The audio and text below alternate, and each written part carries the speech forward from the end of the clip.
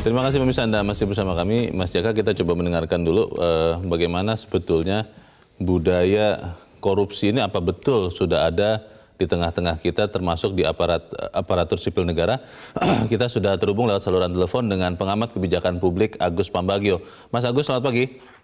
Pagi, Leo, apa kabar? Ya, Mas Agus, KPK baru merilis hasil surveinya yang mengatakan bahwa 20% lebih, 25% malah, responden internal pernah mendengar atau melihat keberadaan nepotisme, dan mereka mengatakan bahwa justru semacam whistleblower ini yang kemudian dikucilkan oleh lingkungannya. Anda melihat ini kenyataan atau malah justru sebenarnya jauh lebih besar daripada yang disurvei ini? Orang-orang dari dalam internal lembaga yang melihat bahwa misalnya gratifikasi atau suap menyuap itu sesuatu yang biasa, Mas Agus? Ya betul, biasa. Ayah saya termasuk salah satu yang dikucilkan di lingkungan kerjanya waktu itu ya, di sebuah BUMN, saya tidak perlu sebut namanya. Itu tahun-tahun 70-an, itu sudah dikucilkan. Nah, jadi maksud saya itu menjadi suatu budaya sudah. Sekarang kan begitu. Coba kita jadi whistleblower di ASN. Oh, selesai hidup kita. Tidak akan naik-naik gitu ya. Jadi budaya menjilat dan budaya membagi rata itu berlaku di Republik ini. Sampai sekarang itu Mas Agus? Kenapa? Sampai sekarang masih berlaku ya? Ya masih lah. Itu namanya juga budaya. Jadi itu masih berlaku. Nah, ya orang bilang tidak, tapi coba teman-teman kita saja. Teman-teman saya kan sering saya tanya yang ASN gitu. Ya masih bos. Kalau enggak gimana kita bisa naik gitu kan? Itu sebuah budaya dan tidak kalau perlu ada yang teman-teman antropologi atau siapalah coba melakukan riset itu apa sebabnya, ya itu harus dicari. Tapi itu sudah terjadi sampai detik ini gitu. Iya. Kalau itu disebut sebagai bibit korupsi, lalu berarti sampai selama-lamanya Indonesia akan memang terbiasa dengan korupsi ini, Mas Agus? Iyalah, kan yang sekarang berkuasa kan pasti ayahnya juga banyak yang ASN atau swasta yang juga bagian sebagai lingkaran ini kan. Dan dia kan mendidiknya, memberi contohnya begitu. Jadi ya terus berlanjut, ini sustainabilitas terjadi di korupsi. Bukan di lingkungan ya. Kayak climate change, perubahan sekarang lagi dibahas. Ini sustainability di korupsi terjadi gitu. Walaupun kita sudah punya KPK, berarti tidak terlalu efektif untuk mencegah korupsi sejak dari awalnya ya, sejak dari bibitnya, Mas Agus? KPK kan andalannya OTT kan. Andalannya OTT dari, iya karena kalau tidak kan capek. Kita punya lah kepolisian, kejaksaan, tapi kan dari sudah juga berapa dekade kan juga tidak ini. Nah lalu muncullah KPK yang dengan OTT itu ampuh saat ini. Kalau udah OTT kan Anda tidak bisa nolak kalau Anda terima kan. Nah dari sana baru ditarik mundur. Nah, kalau model diawasi selesai itu nanti paling bisa jadi ATM atau ya sudah hilang aja SP3 gitu. Iya. Solusinya apa berarti Mas Agus ya, supaya masyarakat kita ini biasa untuk tidak membiasakan diri memberikan tanda terima kasih, tidak menyuap begitu. Apa solusi jangka pendek ya? Saya terus terang bukan antropolog, bukan ahli gitu, tapi intinya begini loh. Kalau dulu kan ada fenomena bahwa karena gaji kecil digedein. Sekarang dikasih tunkin 75% pun malisi juga nyolong kan. Coba kita perhatikan APBN bocornya masih di seputaran 20% itu. 20% dari 3.000 triliun berapa itu kan besar gitu ya. Bisa terpencar dan merata. Kalau dulu zaman Orde Baru kan terkonsentrasi. Sekarang merata. Ini yang menjadi persoalan. Jadi tidak ada solusi ya? Kalau dari sisi saya kebijakan kan tidak ada ya, itu harus ahli. Kita mungkin perlu teliti tuh para pengambil keputusan. Karena gini, pengambil keputusan sekarang itu mungkin dia tidak korupsi, tetapi di bawahnya budaya itu masih. Coba kalau Lebaran kan THR kadang-kadang tidak ada di APBN kan? Itu tetapi terjadi, dikumpulkan, proyek-proyek dipotong 20% sekian persen masih. Teman-teman saya yang profesor-profesor tenaga ahli yang jadi konsultan kan selalu mengeluh, memang kan tidak bisa nunjuk hidup.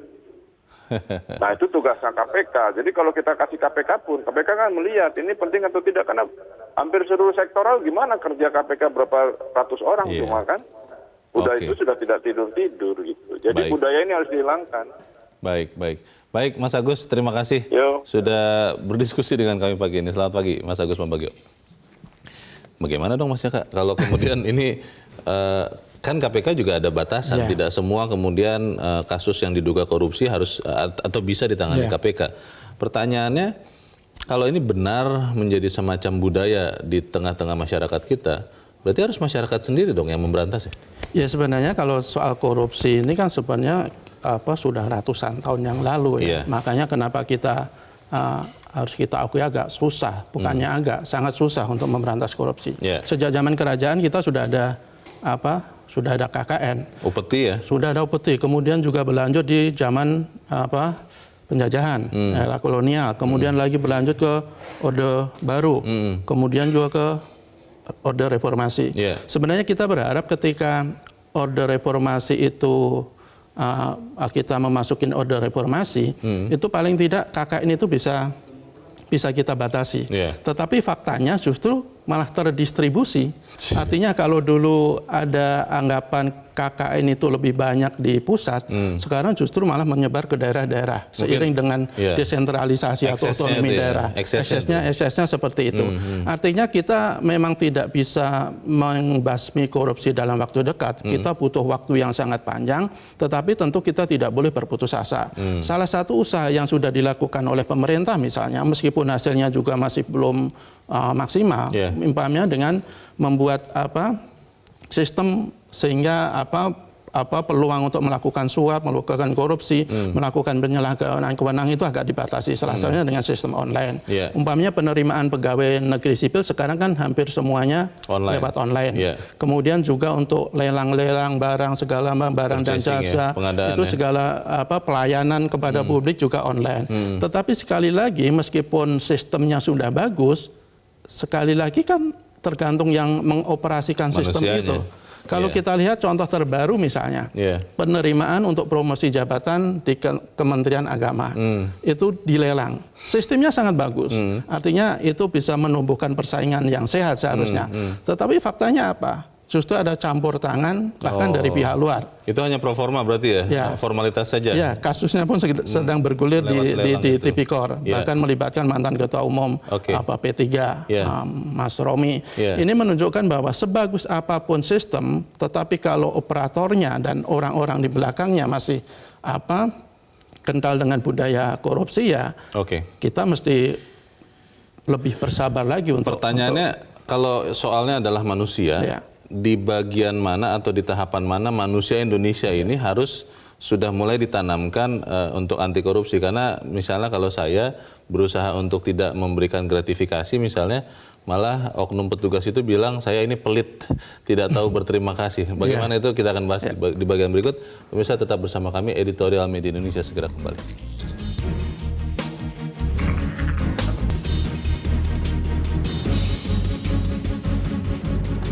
Terima kasih pemirsa Anda masih bersama kami. Mas Jaka, coba kita dengarkan dulu ya pendapat masyarakat. Apakah mereka juga merasakan bahwa ada bibit korupsi di antara masyarakat?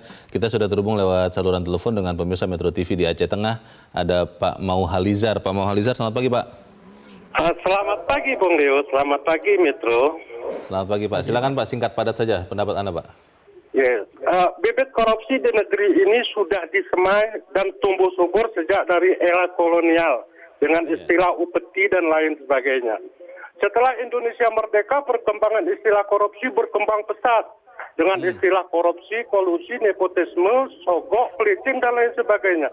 Bahkan bukan hanya istilahnya yang berkembang, namun mulai dari kompetisi pemilihan kepala dusun, kepala desa, bupati, gubernur, dan anggota legislatif tingkat 2 sampai ke pusat, tidak luput dari KKN. Dan yang sangat menyayat hati, bagaimana kita menyaksikan institusi keagamaan yang kita harap bisa menangkal korupsi, namun mulai dari kantor Kementerian Agama tingkat kabupaten, provinsi, sampai ke Bapak Menterinya mengajarkan korupsi, mengajak jajarannya hidup di balik jeruji besi. Sehingga travel umroh, travel haji, bahkan di acara pernikahan yang dilakukan di masjid, dengan acara yang diawali dengan pengajian, juga tidak terhindar dari korupsi. Pak Mauhalizar, bagaimana kita mematikan bibit korupsi ini, Pak? Lainnya, halo, Pak. Ini luar biasa. Ya, mematikan bibit korupsi ini bagaimana menurut Pak Mauhalizar? Wah, ini sudah sangat kronis sekali. Jadi ini saya pikir budaya ya, sudah membudaya, sudah mendarah daging. Jadi Baik. kalau menurut saya mulailah dari institusi keagamaan, kerohanian. Bukankah anggota DPR kemarin juga disumpah berdasarkan agama masing-masing dengan menjunjung Baik. Al-Quran? Itu poin yang penting. Terima kasih Pak Mauhaliza di Aceh Tengah. Dari ujung barat kita ke ujung timur, kita ke Pak Eliza di Manokwari, Papua Barat. Pak Eliza, selamat pagi. Selamat pagi, Bung Leo. Selamat pagi Pak Eliza. Silakan Pak, singkat padat Pak. Ya, selamat pagi, Bung Jajat. Ya, ya, mematikan bibit korupsi. Iya. Memang ini kalau sudah epidemik ini agak susah memang. Ya, epidemik jadi sudah lama. Tetapi ada solusi. Karena korupsi ini paling banyak dijadikan di kalangan ASN Iya. maupun pelaku-pelaku politik. Barangkali dengan anggaran kita yang 3.000 triliun ini, Presiden bisa melihat apakah mungkin menaikkan penghasilan pegawai negeri sipil maupun tenaga honorer, sehingga mereka ketika merasa bahwa yang saya punya penghasilan sudah cukup, sehingga untuk melakukan KKN itu juga ya mereka berpikir perlu lagi. yang berikut, yang berikut. Undang-undang KPK yang sudah disahkan oleh DPR sementara di judicial review oleh para mahasiswa, salut untuk mereka. Tanggal 14 ini batas akhir mengembalikan gugatan yang dikembalikan dari MK pada mereka. Iya. Nah, DPR yang sudah diketuai oleh Puan Maharani sudah mengagendakan ada 10 rancangan undang-undang yang menjadi prioritas. Apakah ini masuk juga termasuk dengan undang-undang KPK? Sambil menunggu hasil judicial review oleh adik-adik mahasiswa, kalau ini disetujui untuk dipending atau dibatalkan, berarti PR untuk DPR segera. Dan pasal-pasal yang ini yang dianggap kontroversial dihapus dan lebih diperkuat. Baik. Bagaimana untuk menekan, kalau mematikan susah, menekan itu mungkin semakin turun dan mengecil. Tapi kalau Menekan, mematikan, dikatakan tadi oleh saudara saya dari Aceh itu, sudah dari sononya. Dari zaman kolonial, zaman kerajaan-kerajaan pun sudah ada korupsi. Baik. Dengan demikian, bagaimana pemerintah melihat hal ini sehingga ke depan bibit korupsi itu bisa betul-betul bukan dimatikan. Oke, baik. Terima kasih Pak Elisa di Manokwari, Papua Barat. Di belakang Pak Elisa ada Pak Bambang Saptono di Surakarta, Jawa Tengah. Pak Bambang, selamat pagi Pak. Ya, selamat pagi Metro TV, selamat pagi Indonesia. Selamat pagi, silakan Pak Bambang. Singkat padat Pak. Baik, mematikan bibit korupsi. Saya percaya terhadap kaitannya dengan hasil survei penilaian integritas yang dirilis oleh KPK bahwa suap, gratifikasi, nepotisme masih tumbuh subur di instansi pemerintah. Sehingga kata kuncinya bahwa reformasi yang telah berjalan 21 tahun ini dengan agenda pemberantasan korupsi, kolusi, nepotisme ini tidak mampu mematikan bibit atau budaya korupsi. Dan yang terjadi adalah bahwa generasi milenial pun ikut hanyut di dalam pusaran budaya korupsi. Ini sebenarnya sudah dalam kondisi yang sangat luar biasa buruknya terkait dengan berkembangnya korupsi di Indonesia. Akan tetapi korupsi yang sudah menjadi kejahatan luar biasa ini tidak ditangani secara luar biasa. Akhirnya apa yang terjadi? KPK ya hanya dengan rutinitas penangkapan OTT, terus kemudian dengan cara istilahnya menangani korupsi ya hanya seperti ini. Dan saya yakin kalau polanya, metodenya hanya seperti ini, sampai kiamat pun korupsi ya akan tetap tumbuh subur. Nah, oleh karena itu kita harus berkaca terhadap negara-negara yang sudah berhasil menangani korupsi. Baik. Saya ini merasa terkesendiri ketika meneriakkan bahwa koruptor dihukum mati. Padahal sejatinya itu yang paling mujarab untuk di negeri ini. Ya. Oke. Baik, terima kasih Pak Bambang. Tidak usah berkecil hati Pak. Kadang-kadang saya pun ikut menyuarakan hukuman mati itu atau sesuatu yang bisa menjerahkan koruptor. Kita masih akan mendengarkan pemirsa Metro TV berikut ada di Jember, Jawa Timur, Pak Iwan. Pak Iwan, selamat pagi Pak. Halo. Pak Iwan. Pak Iwan di Jember, Jawa Timur, selamat pagi. Kelihatan ada gangguan. Baik, dari 3 penelpon ini benang merahnya kelihatannya masih belum yakin bahwa kita bisa mematikan bibit korupsi Mas Jaka. Tapi tahan dulu, karena kita harus jeda dan pemirsa tetap bersama kami. Editorial Media Indonesia segera kembali.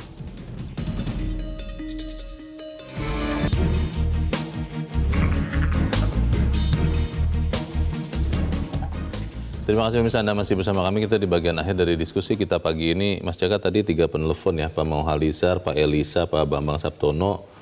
Kelihatannya bersepakat bahwa ya korupsi ini memang bagian dari budaya, dari bahkan disebut-sebut dari zaman kolonial, sudah ada upeti dan sebagainya, dan mematikan itu kelihatannya sulit. Yang ada paling bisa menekan, katanya begitu. Nah, editorial kita kan mematikan bibit korupsi. Bagaimana nih Mas Jaka? Ya, kita berharap bibit korupsi itu mati kan. Tapi kita harus akui bahwa butuh waktu yang sangat panjang untuk bisa benar-benar mematikan bibit korupsi, karena sudah menjadi tradisi. Bahkan kalau Bung Hatta tuh bilang ya dia khawatir nanti korupsi itu akan menjadi budaya. Itu tahun 69 dia bicara seperti itu. Tahun 69 ya? Tahun 69 dia udah bicara gitu.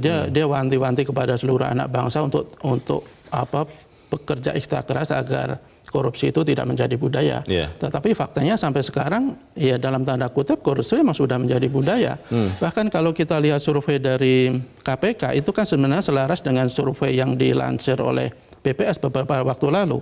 Kalau pegawai negeri atau ASN atau kementerian-kementerian itu mengakui bahwa nepotisme, suap, gratifikasi itu masih tumbuh subur di lembaga mereka.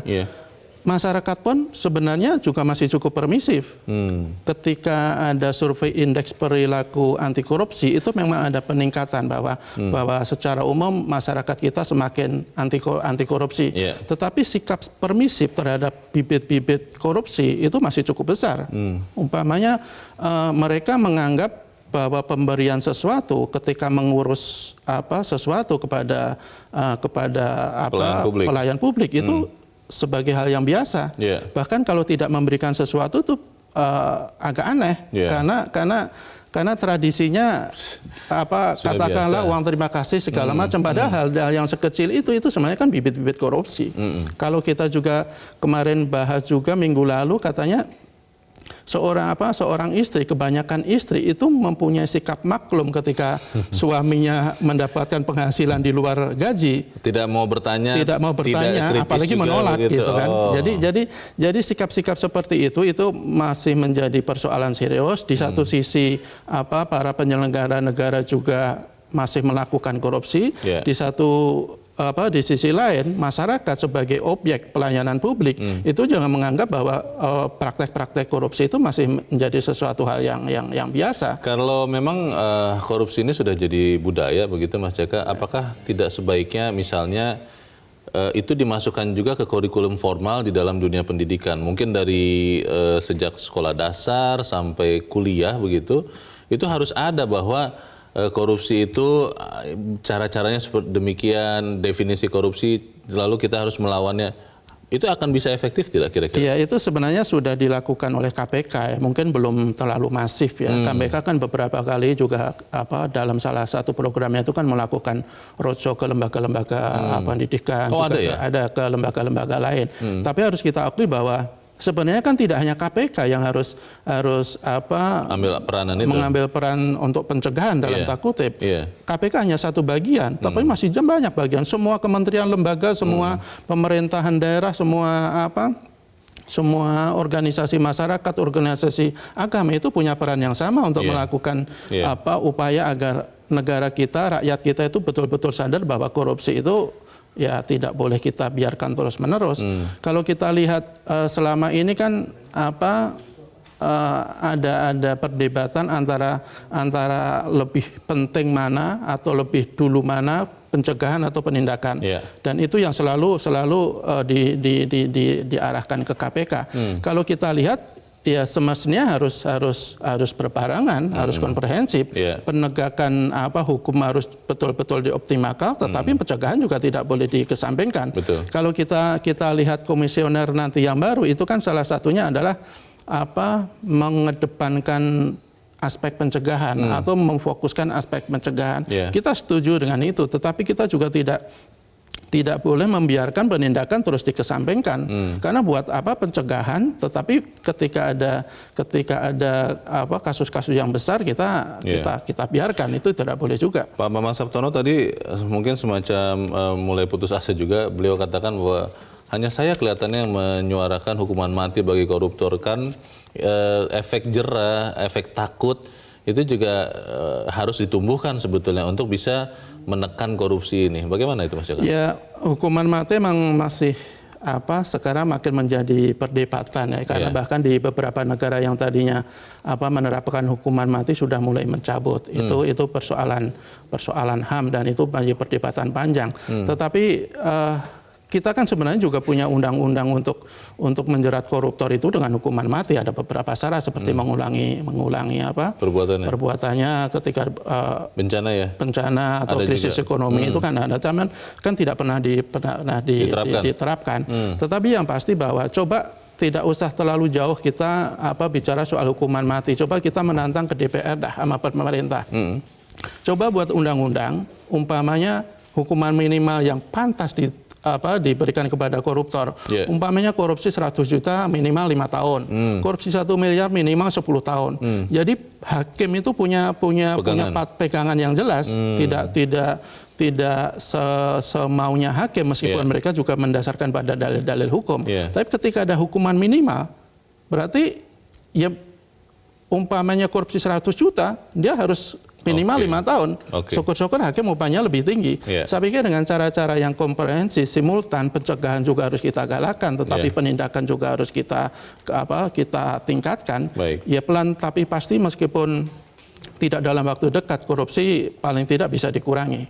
Itu harapan kita bersama dan harus kita lakukan bersama. Mas Jaka, terima kasih sudah hadir di sini. Mas, selamat pagi. Pemirsa, hasil survei integritas di lingkungan pemerintahan tidak boleh membuat kita hilang semangat. Sebaliknya, harus bisa menjadi obat untuk mematikan bibit-bibit korupsi di internal instansi negara. Kalau bibitnya sudah mati, kita punya harapan tinggi kalau korupsi tidak akan mudah tumbuh di Republik ini. Semoga Indonesia bisa benar-benar terbebas dari korupsi dan itu tugas kita bersama. Saya Leonard Samosir, terima kasih Anda sudah menyaksikan. Selamat pagi.